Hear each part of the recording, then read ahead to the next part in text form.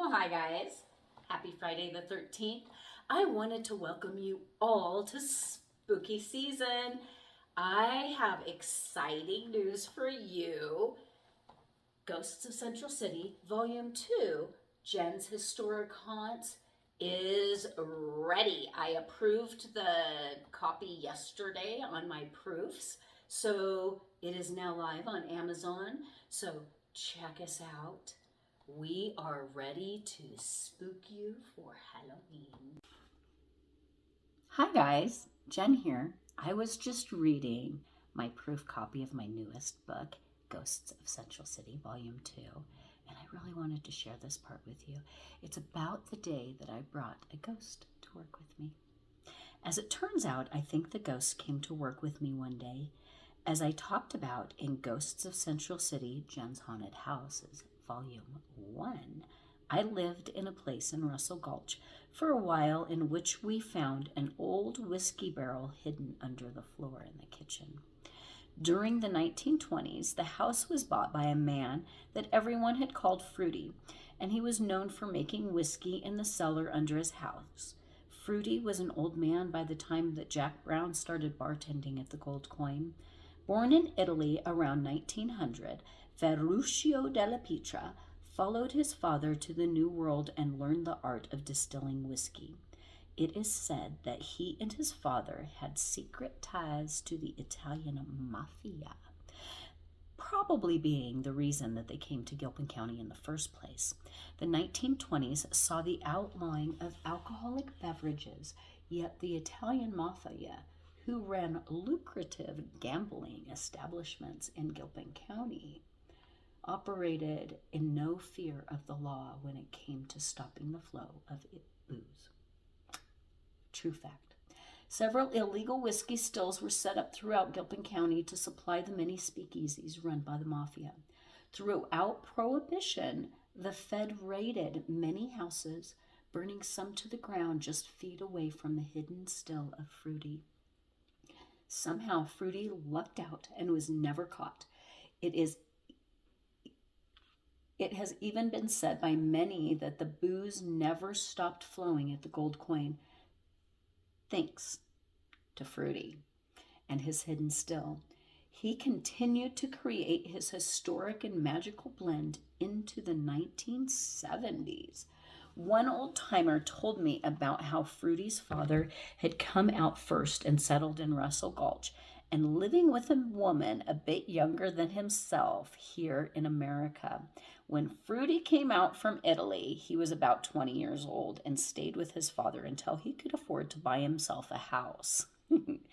During that time, he and his father's lady friend had become quite fond of each other. Once Fruity had a house of his own, he made a deal with his father. He traded a goat for the woman, and when Fruity later married her, they lived in the house for several decades together after that. How romantic! Could you imagine telling your kids that story about how your husband traded a goat for you? How sweet. They're both buried in the Bald Mountain Cemetery up in Central City.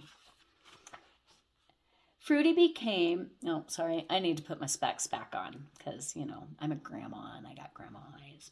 Fruity came to Central City from his place out in the Gulch to sell the strongest local hooch on the mountain. I heard from another old timer that when anyone went out to Fruity's place, he would always offer his guests a shot from his homemade shine. Fruity never drove a car, he rode a horse. There are pictures out there of Ferruccio in the Gold Coin with his horse, but I don't have access to those, nor do I have legal rights to those, so I didn't put them in there. But I did put a picture of Fruity. You want to see? This picture hangs up at the Gold Coin. I'm going to tell you about it here in just a second. Each week, he would ride his horse into Central City from Russell Gulch and ride her straight into the Gold Coin. He was quite the character, they say. It was when I lived in Fruity's old house that I worked upstairs from the Gold Coin at Millie's. I would always walk into the building through the Gold Coin. One morning, after finding out all about his story and the barrel in the hidden room under the kitchen floor, a $1 bill fell from the ceiling as I walked through the threshold between the gold coin and the casino. I stopped, I looked up, and hanging on the wall was a picture of Fruity. How had I missed it all of this time? At that point, I had worked at the Gold Coin and Millie's for years. I asked the bartender who it was as I handed him the bill that had fallen from the ceiling. Oh, that's the old guy who supplied the bar during the days of Prohibition. Fruity, they called him. That was the moment that chills ran down my entire body. I turned around and I looked at him for the first time, looking into his eyes, these eyes right here.